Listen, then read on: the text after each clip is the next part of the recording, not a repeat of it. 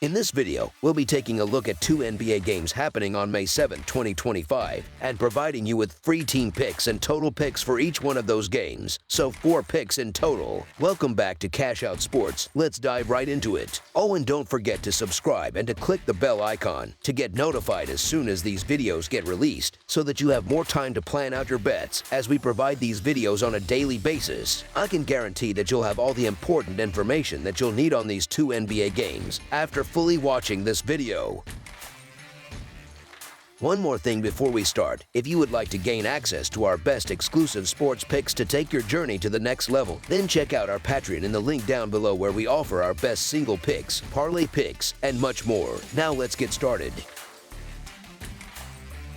New York Knicks versus Boston Celtics. The New York Knicks and Boston Celtics are squaring off again this Wednesday in Game 2 of the Eastern Conference semifinals. The Knicks currently hold a 1-0 lead in the series, which might surprise some folks, especially considering that Boston swept them 4-0 during the regular season. New York is aiming to take a commanding 2-0 lead, which would have sounded far-fetched a week ago. The Knicks have been rolling lately, winning 5 road games in a row and posting a 5-2 record so far in these playoffs. Offensively, they're putting up 108 points per game while hitting 44.6% of their shots from the field. Defensively, they're giving up 106 points and holding opponents to 43.3% shooting. From long range, the Knicks are knocking down 38.1% of their threes, although they're a bit shaky at the free throw line at just 73.1%. On the flip side, they're locking teams down to only 30.6% from deep and pulling down 41.3 rebounds per contest. Boston finds itself in unfamiliar territory, needing a win at home to avoid an 0-2 hole. The Celtics have been tough to beat at TD Garden lately, taking 7 of their last 8 home games. It's also been a while since they've lost back-to-back games, late February to be exact. Right now, Boston is scoring 106 points a night on 44.6% shooting, and their defense has been solid, allowing just 96 points and 42.2% shooting. From 3, they're hitting at a 34.3% clip, and they're far more reliable at the charity stripe than the Knicks, converting 83.2% of their free throws. They're allowing 30.1% from downtown and grabbing 45 boards per game. The Knicks are expected to be at full strength again, while the Celtics will be without Sam Hauser.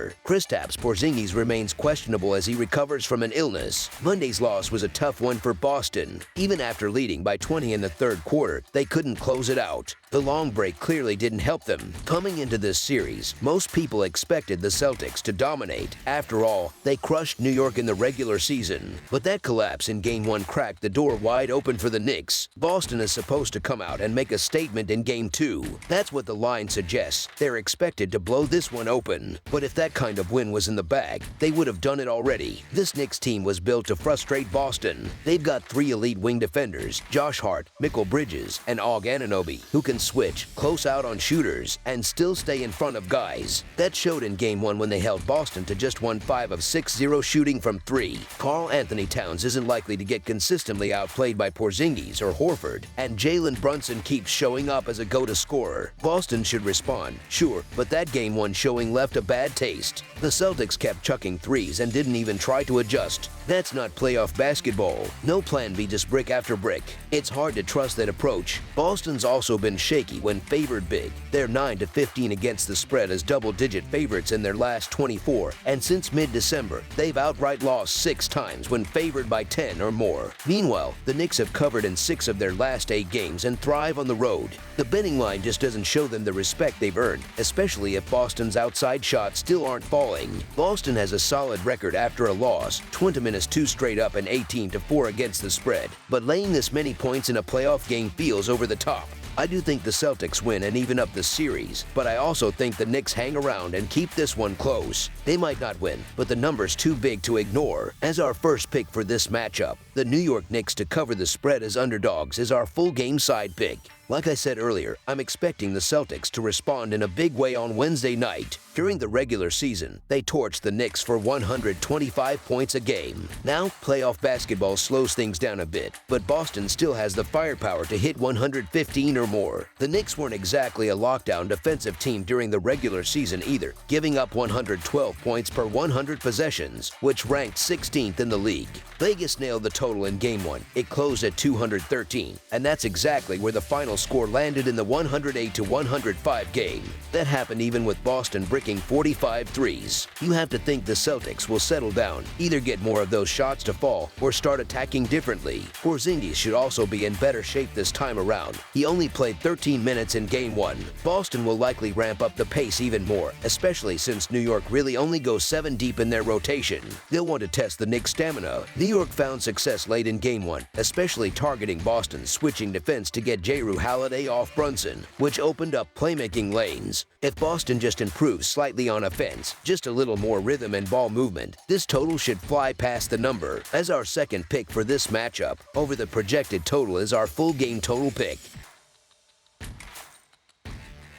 Denver Nuggets versus Oklahoma City Thunder. The series continues in Oklahoma City as both squads gear up for Game 2 in this best-of-7 clash. After the Nuggets pulled off a stunner in Game 1 with a 121-119 victory, they've swiped home court advantage from the Thunder. Now it's on Oklahoma City to punch back and avoid going down 0-2 before the action shifts west to Denver. Denver comes into Game 2 with some serious momentum and a shot to take a shocking 2-0 lead on the road. The Nuggets have been rolling lately, winning 4 of their last 5 outings and collecting 2 road playoff wins along the way. In total, they've come out on top in 8 of their last 11 games, showing they're playing with rhythm and confidence. The Nuggets are putting up an average of 109 points per game while hitting 47.7% of their shots from the floor. On defense, they're also giving up 110 points and letting opponents shoot 47.7%, so it's been a razor-close margin.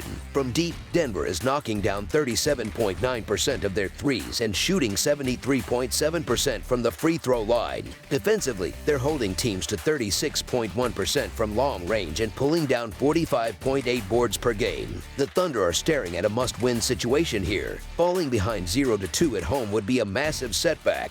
They've only lost back-to-back games once since November 20th, and they've dropped just 4 home contests since late January. It's not often this team stumbles twice in a row. Oklahoma City Thunder is scoring 120 points a night while shooting 44.9% from the field and only allowing 105 points on 42.1% shooting. Their three-point shooting is sitting at 32.1%, and they're knocking down 77.2% of their free throws. On the other end, they're doing a solid job, allowing just 30.6% shooting from beyond the arc and grabbing 45.6 rebounds per game. Nobody expected the Nuggets to steal Game 1, especially not as double-digit underdogs. But that's exactly what happened. Jokic went off, and Gordon came through in the clutch with yet another game winner, his second this postseason. The Thunder have to be kicking themselves. Their defense was on point most of the night, but they got absolutely destroyed on the glass, losing the rebound battle 63-43. To make it worse, Holmgren had 2 chances at the line to tie it with just 2.8 seconds left and couldn't convert. Now the spotlight's firmly on Oklahoma City Thunder. They've got to respond fast and avoid falling behind 2-0 heading to Denver. The Nuggets are 4-0-1 against the spread in their last 5 games, while the Thunder are slumping at 0-3 against the spread in their last 3. And even after the Game 1 win, the odds makers still aren't giving Denver much love. They're underdogs again, and by double digits no less. The big question is whether the Thunder will still be rattled from their Game 1 meltdown. It'd be unusual. They've only lost 2 in a row twice all year, but the pressure is definitely mounting. Denver didn't just win Game 1. They dominated the glass and carried over the fire they showed in their 7-game battle with the Clippers. Jokic looked unstoppable, and Oklahoma City Thunder might have to throw everything at him to slow him down. The Nuggets have now won 3 of their last 4 against the Thunder straight up and are 4-2 against the spread in their last 6 against them. If Game 1 proved anything, it's that Denver isn't backing down in this fight. Oklahoma City has only dropped 2 in a row once since December, and from a betting angle, they've been gold.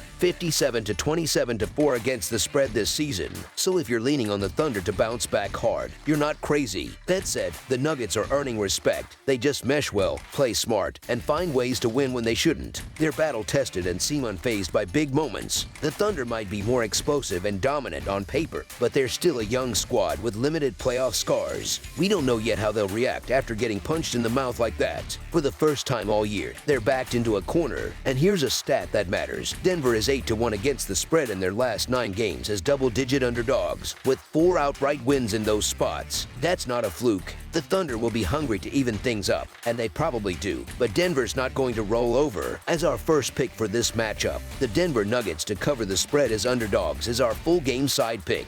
Monday's showdown was nothing short of wild, as Denver went into Oklahoma City Thunder and escaped with a 121-119 win in a game that had buckets flying everywhere. This kind of offensive chaos isn't new when these teams meet. Out of their 4 regular season clashes, 3 games cleared 230 total points, with 2 of those hitting massive totals of 246 and a downright absurd 267, and that was all in regulation. Jamal Murray missed a chunk of time in late March and early April, but he's clearly back to full strength. He's hit at least 21 points in 6 of Denver's 8 playoff games. And Jokic isn't doing it all himself. Aaron Gordon has stepped up huge. He averaged nearly 19 points in the Clippers series and sealed Game 1 with a clutch 3 to finish with 22. On the other side, the Thunder came into this round red hot, averaging 120 points per game in their sweep of Memphis. They stayed right around that pace in Game 1 too. Offense was flowing in Game 1, with both teams combining for 240 points, which surprisingly didn't even hit the over with a total of 229.5.